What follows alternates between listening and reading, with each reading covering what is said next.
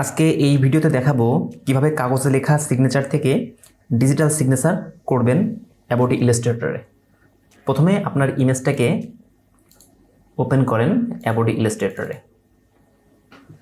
তারপর এটাকে zoom out করি, এটার পরে ক্লিক করতে হবে।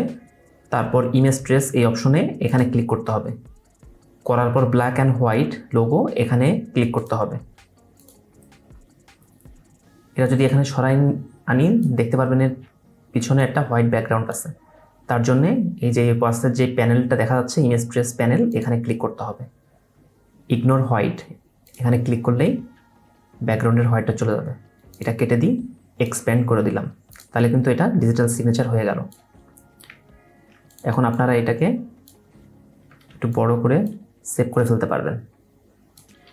সেভ করার জন্যে ফাইল, এক্সপোর্ট, এক্সপোর্ট অ্যাজ, এটা পিএনজি ফাইলে যে সেভ করেন এখান থেকে পিএনজি করে নেবেন।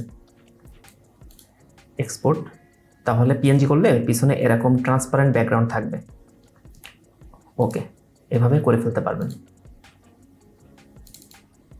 আগের পিকচারটা এমন ছিল, পরেরটায় এইভাবে। এটা কিন্তু পিছনে ট্রান্সপারেন্ট ব্যাকগ্রাউন্ড হয়ে গেছে। ধন্যবাদ ভিডিওটা দেখার জন্য। পরবর্তী ভিডিওর জন্য এই চ্যানেলটাকে সাবস্ক্রাইব করে রাখেন।